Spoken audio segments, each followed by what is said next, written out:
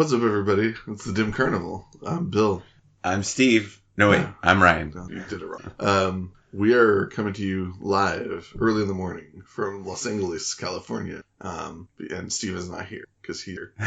But it's the morning after the Fearless Fred Fury CD release party. And we went to the one of the 15 or so release parties that ICP was actually at.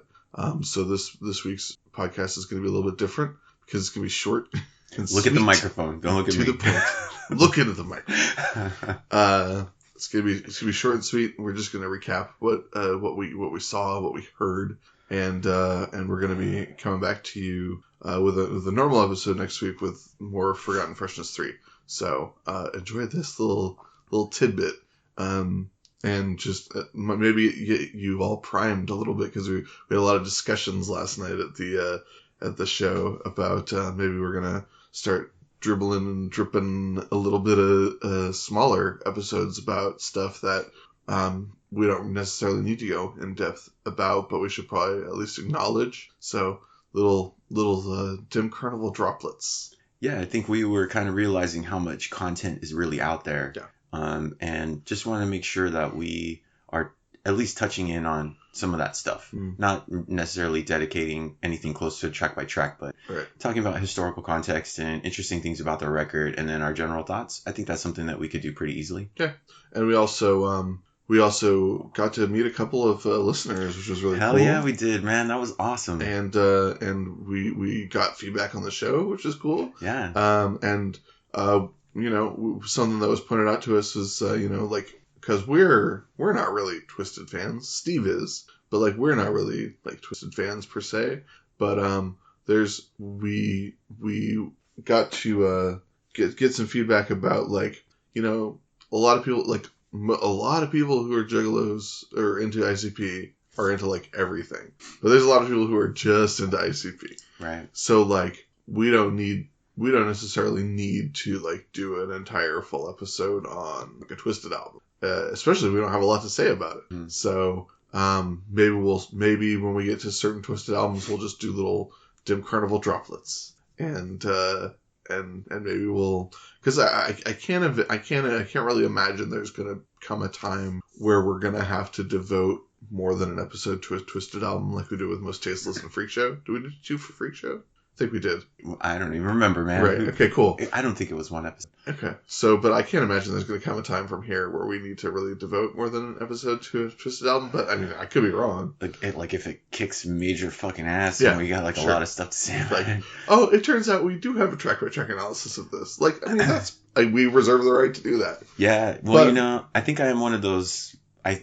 mostly ICP only for sure. dudes, I bought Most Tasteless and that was it. I love when these guys appear on the tracks, but I've just never felt compelled to buy any of the extra records. And we'll as we go through everything, we'll probably I don't even think that stuff like Axe Murder Boys or I think weird one-off stuff or weird stuff where we just don't give a shit at all. We'll just acknowledge that it happened and not even record anything about it. Sure. Well, shout out to Homie Rob. So we saw Homie Rob out there last night. Really great to meet you, man. Seemed like a really fun dude, really positive dude. Yeah.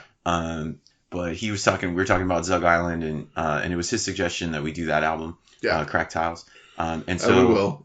yeah. And so talking with him about that, he's super stoked that we're going to do that. And so, it's cool to me to hear, we might not do as in-depth as you would like on something that you really like, but if any of these records as they're coming up or whatever, we'd certainly like to hear from you guys, to hear your thoughts as well. Especially if we're not going to dedicate a lot of time to it. If listeners have thoughts about those things, I'd like to get those thoughts out there as well. Yeah. And shout out to our new homie, Hunter. Yeah, who we Hunter. met, who's very cool, who had seen both Violent J and Shaggy on solo tours before, but had never seen ICP, and now he did. So good for him. He got to get up on stage. Before we move on, I want to apologize to Hunter and to Rob because I'm a deaf motherfucker, and I could only hear about 50% of everything that was going on in there. No, it was impossible to hear anything. I was embarrassed by my lack of ability to hear, so if you saw any blank smiling nods from me, that's what was going on there. No, no diss. Yeah. Ryan put himself on blast. But it was very, very difficult to hear anything in there. Extremely difficult. Well, so I didn't know, and Bill, correct me if I'm wrong, you didn't know either that we were necessarily going to get a concert. Yeah. But it was just a concert. Yeah. So let's just go through it real quick. So every one of these different listening parties or CD release, they're CD release parties. They weren't necessarily called listening parties, which was good in our case. I don't know how any of the other ones went down, but the tickets said that doors are at 9 and show starts at 9, and it's over at 11. Show ends at 11:59. That's what the official stuff said, which is weird. So we got there at 9, or we got there a little bit before 9. People were lined up. It was the Regent Theater in downtown LA, which is where Ryan and I saw ICP play on the Slamfest tour. Right. And then I again went and saw them in Anaheim at the Hallowicked tour without anybody. But same theater, and the theater is weird. It's a good. I've seen other acts perform there. It's a good venue, but it's set up so poorly for comfort or ease of watching a show, because at one point there was seating in the theater. It was a theater. At one point there was seating facing the stage, and at some point someone decided, I'm going to rip out all this theater seating, but I'm not going to regrade the floor. So it's a concrete floor that's at an incline. It slopes down toward the stage, and there's no point in the theater. There's no point on the floor where it is a flat surface. Right. You are tilted at all times. I guess maybe like directly in front of No. us. No, all the way up to the stage. It's all slanted. Wow. So there's that, and then there's that area, and then there's like a tiny little porch that's like raised up where there's a couple of bars, but it's like there's so little area to stand that gets like super congested up there. So it's like no matter where you are in the theater, it's a bummer. Yeah, and I'm sorry, I kept complaining to Bill about the quality of the sound. Like, it's not a great building for sound. It's not a great building for sound, but it's especially not a great building for like a DJ. Like it's good for certain like I saw punk bands there, and like it sounded rad because it's like live instruments sound pretty good and pretty decent in that building. Okay, so there were other bands, and we'll talk about it. But the band that played before ICP, I thought they sounded great. Sure, that's what I'm saying. So, but especially, and we'll get to it more, I guess, especially in some of the newer tracks, I felt like the mix did not come across very well, and you couldn't understand a lot of their vocals because it just sounded like all mushy together, unfortunately. Yeah, so I don't know what that was, if they were like playing other stuff off of like a different source, like if they like had ripped other stuff from vinyl, but it was just like the CD of Fred Fury that wasn't optimized for like a DJ spinning it. So we got in, and there was a DJ that was just spinning tracks, and after a while, I don't think it was after the first band, but it might have been, they started dropping in Fred Fury tracks. Like once every like 3 songs they would play a Fred Fury track. So it wasn't like a straight listen through. And they also didn't get to the whole album. Like over the course of the night in between acts, the DJ would drop in a Fred Fury track like every 3 or 4 songs. And so by the time ICP got on, we had only heard like half or a little bit over half of the entire album. So we didn't actually get to hear the whole album over the course of the night. And we also took a lift there and to the venue and from the venue. And then when we got home, we were very old. It was very late, so we went directly to bed. So we haven't actually had a chance to listen to the album yet. And I've only heard, like, as far as like studio tracks, I've only heard Fury and WTF. So, and Ryan hasn't heard any of them. So last night was his first experience with anything. But anyway, so there was a DJ, played for a while. Then the first act went on. I never caught their name. Something underground. San Diego Orange County Connection. Yeah, there's 2 rappers. SDOCC.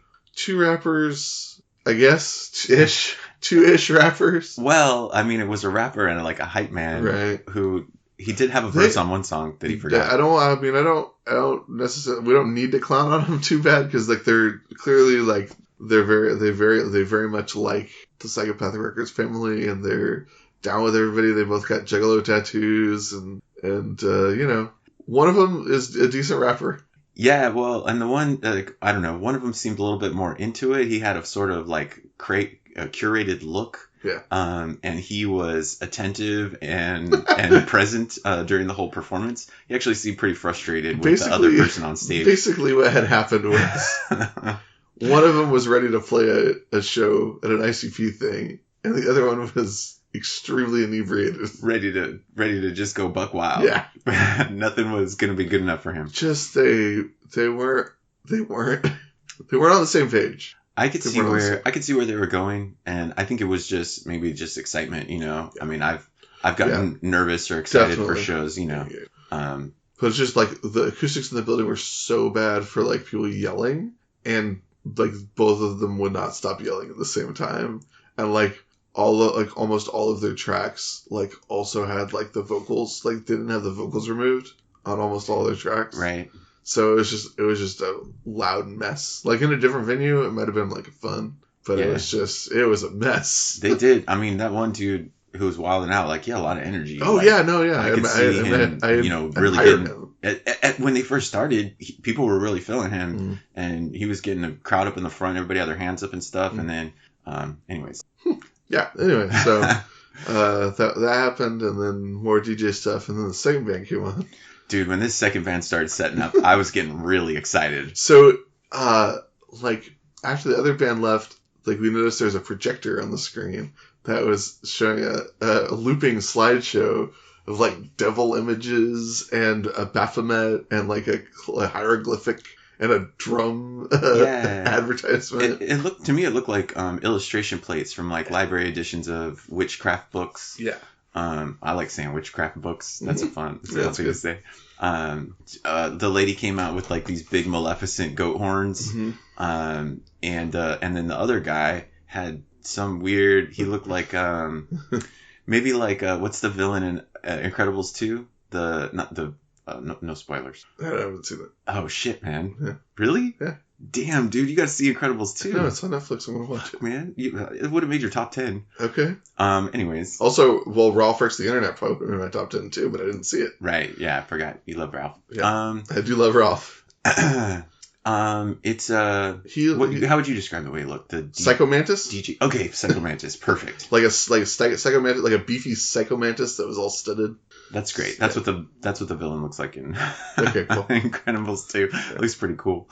And so I kept looking over at Bill and being like, dude, if these guys sound good at all, like I hope they're good because they're really getting. The lady was setting up skulls and candles and I don't even know things all over. She had a knife. Yeah, she had a knife at one point. And then they started, and I was like, oh, I hope they're an industrial band. And I thought you were being sarcastic because like. They were very clearly an industrial band because the guy looked like Psycho Mantis and had light up gloves. Yes. And he was behind a riser that had like a bunch of like only electronic equipment on it, and like the front of the riser had a gigantic Baphomet pentagram on it. Yes. They did not disappoint.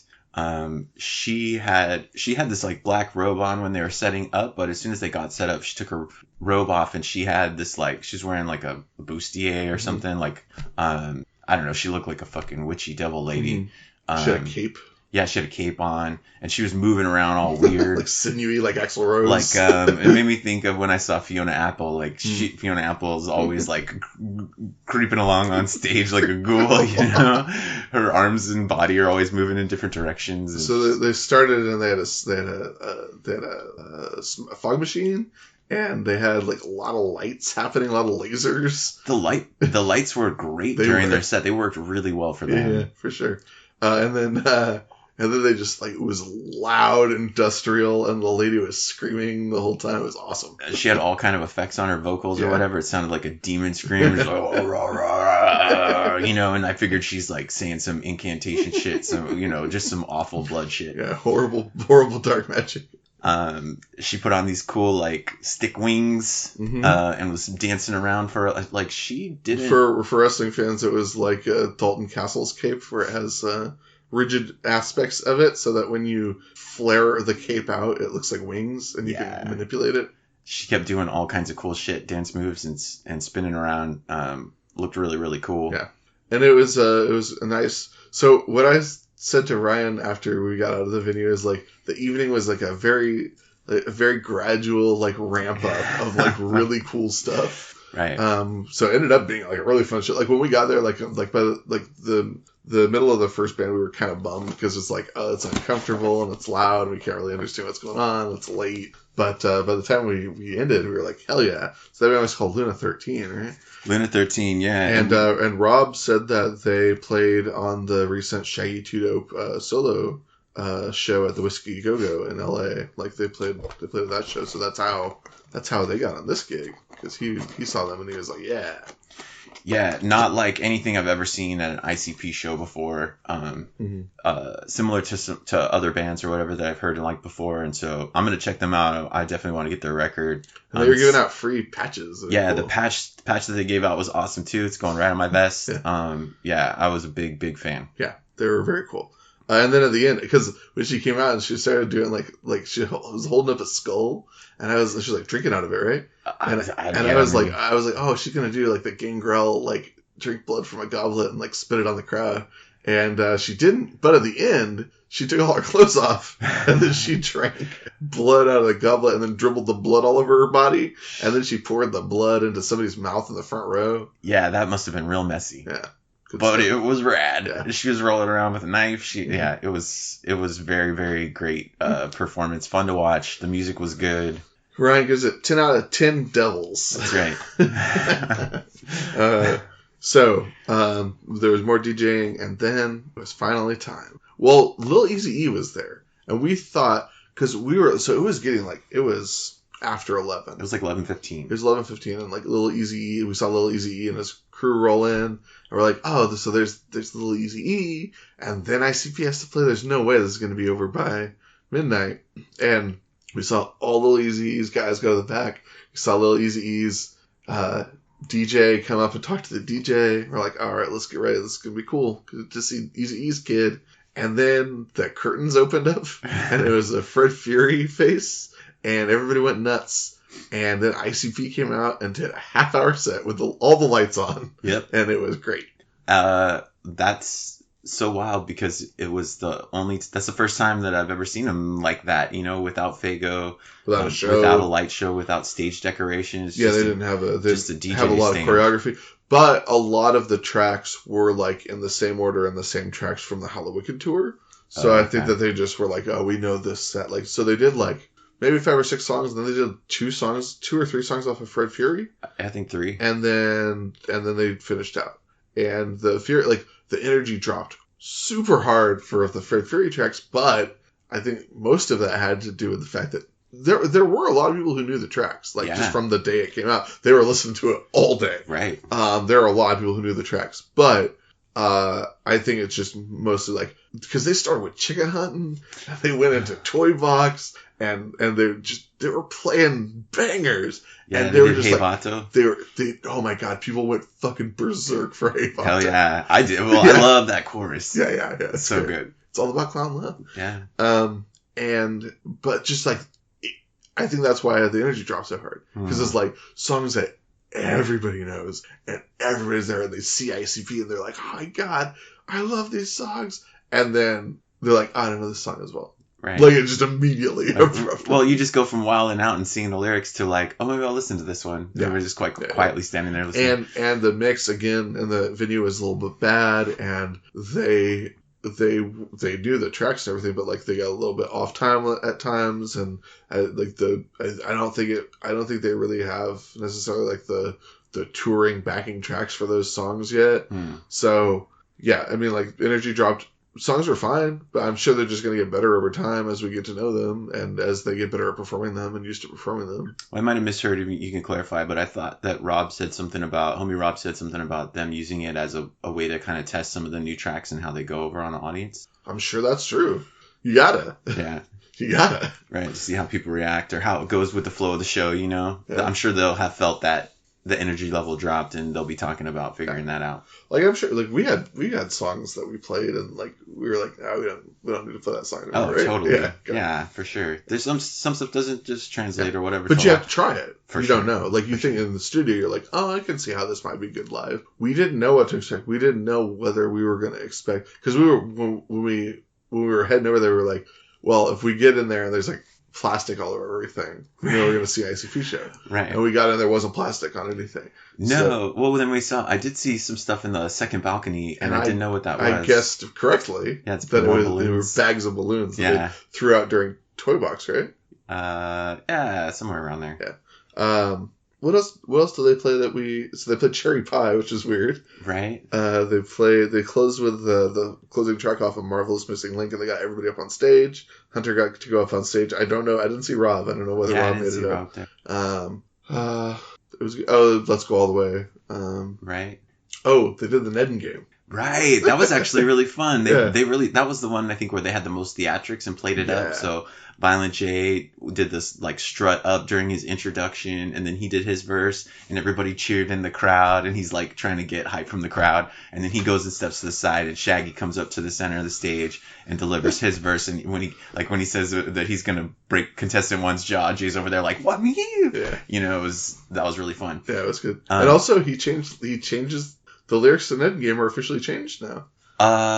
I could not believe it. Yeah, it was awesome. We both looked at each other. We were like, "Wow!" I was waiting to see. I was actually like, "What's he gonna say here?" Because he has a 13-year-old daughter, right? And he changed the lyrics to even though she's 26. Yeah, she's got for only 26. Yeah, which is way funnier a line.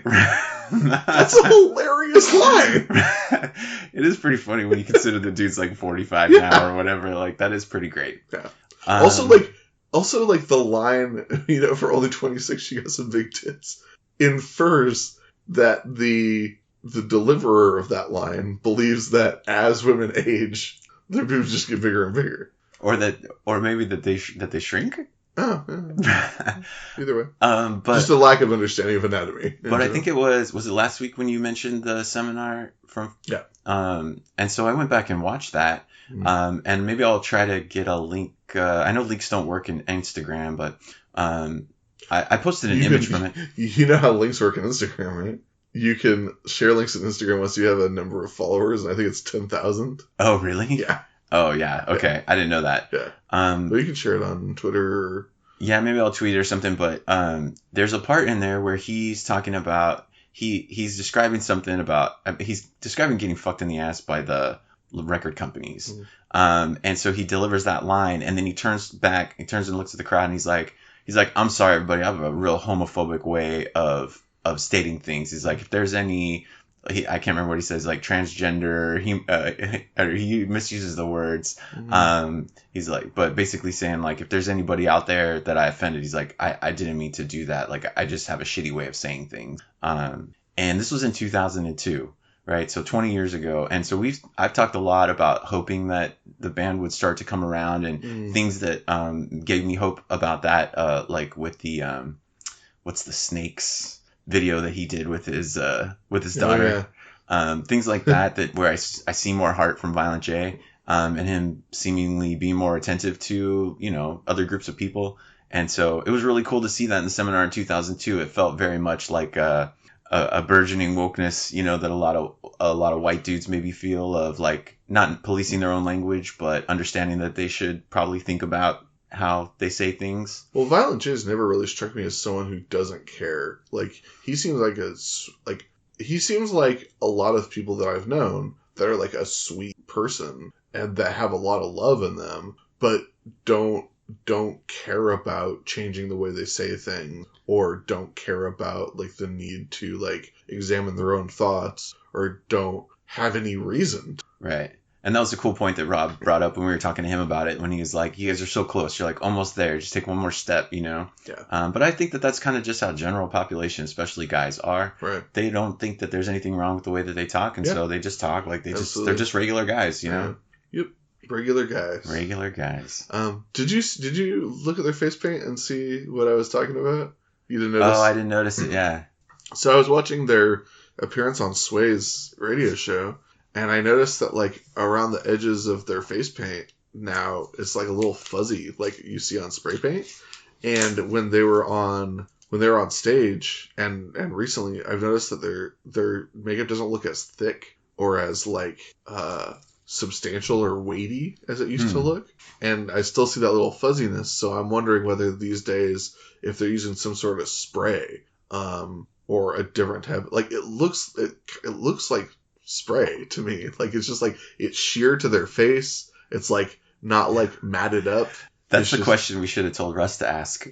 No. Let's walk through your whole prep process for painting up. Yeah. Also, a question to listeners. So recently they posted on their social media Rude Boy, because they're building up to this match between Rude Boy and Jay at the Gathering of the Juggalos. They posted a video of Rude Boy like in the ICP warehouse, like trash talking a standee of Violent J, and I think it's from the Hell's Pit era. So like during the Wraith era, the Shangri-La era, they did the Shiny Diamonds paint where Jay had like blue face paint that was like fatter, and then Shaggy had red face paint, and they were like very colorful. But then I think it was the Hell's Pit era, but I don't know. The standee that Rudy's talking to is Jay with like black hair, and he has like the Violent J face paint, but it's like really jagged, and like it's got like a lot of jagged parts to like the mouth. And then like Shaggy's is still red, but it's like it's also very jagged, but it's very elaborate. Like it's way more elaborate than like the Shangri-La era. So if anyone knows what era that was, because I was trying to like find more pictures of that online, and I was like googling like ICP face paint jagged, ICP face paint Hell's Pit, and I couldn't, like nothing was coming up. But I did learn that there are a lot of YouTube tutorials for applying face paint. Oh, Juggalo face paint. Fun. Which is cool. But yeah, so that was our evening, man. So ICP finished, they got everybody on stage, and then they were like done, and like everyone slowly petered off stage, and then we were leaving, and I was like looking back over my shoulder, and Lil Eazy-E's DJ was still talking to the other DJ, and I was like, Lil Eazy-E's definitely gonna play right now. It was like 12:01 when ICP finished, so like they almost hit the mark, right? And then we left, and then everybody left, yeah. And Lil Eazy definitely played to like 20 people. That's pretty rough, man. Yeah. But Hunter said it will teach you to go on before ICP when you're playing an ICP show. Right, man. It's like yeah. You gotta learn. Right. Hunter said they tried to run out there and capture people before they were moving out, but you just weren't gonna catch us, man. Yeah. Sorry, man. And we were exhausted, so we also saw Daz Dillinger's street team truck, and so I'm curious if there's any other like Death Row Records or people that came out maybe to see that. That would have been pretty wild. Yeah. Man, I mean, like ICP knows Snoop Dogg. Yeah. They've probably never met. Right. What a weird connection, man. It's so interesting that, and I want to talk a little bit about the crowd. I don't know how much I have to say, but really interesting mix of people, really like fun, eclectic group. Mm-hmm. I feel like it was maybe because the lights were always on, and I could see everybody a lot more, but I just felt like there was a pretty wide swath of people. I felt like when we saw them before that there was a lot of older folks. And this time there seemed to be like younger people in the audience as well. Yeah, in Anaheim it was a pretty young crowd. Like there are like a lot of old people, but a ton of like kids too. And I think there's always going to be a set of younger kids that are drawn to music, obviously, because it's like outsider music, and you get to paint your face up and act like a weirdo. Like there was a feeling, right? But there was like goth kids, there was like crust punk kids, there was like theater weirdos, like really, really interesting mix of folks. I saw like gangbangers, dudes with like stomach tattoos. Yeah, I saw 3 different people wearing pink or purple furred coats, dudes, and like face tattoos. Like right, right. Wow, it was awesome. And then there was a dude that was like definitely at least 60 years old. Like him and his lady were like up there holding their Fred Fury CDs. Like, it's great. Yeah, it's good stuff. That's gonna be us someday. I mean, probably. But yeah, it's exciting. I'm looking forward to. Are you? I mean, like, I'm sure you're down when they do the actual Fred Fury tour. I'm gonna go. I feel like we should see them every opportunity that we have, because who knows how much longer. Hopefully, they keep making all these records forever. But yeah, it's so much fun. You know, how could you not want to go? How did it affect your viewing enjoyment to see ICP without a show and without Fago? It felt like we were getting something special, you know? It felt like, well, I mean, we were, because there was 14 other cities where people were like, well, we're not getting an ICP concert. Mm-hmm. I mean, I can't wait to look up and see what other, know, if there's other videos and things. I'm sure they did cool stuff. Yeah. But yeah, I mean, we definitely got the best of it. It was so rad to see them. And it felt a little bit informal. So, but in a more personal way to me. Yeah. And at the end, like everybody got on stage. If you wanted to get on stage, you could get on stage. Shaggy was just standing in the front, like leaning on everybody, and everybody's doing like selfie pictures and everything. And then Violent J randomly appeared in the middle of he walked in the back through the crowd and just walked through the he was like 2 feet away from us. Yeah, he just walked right by. That's awesome. Yeah, and it was like still talking like, what's up? We're all family out here.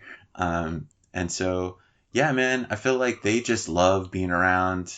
Loving having all those people around them, And, Hunter pointed out that these 15 different listening parties, they're cool, and it's cool that everyone who showed up got a CD, but it is a bit of a ploy because every ticket sold to one of these listening parties counts as an album sold. Like, I was thinking of the McElroys and their graphic novel. Yes. Doing the live readings or whatever. It really helped them bump up those sales. For sure.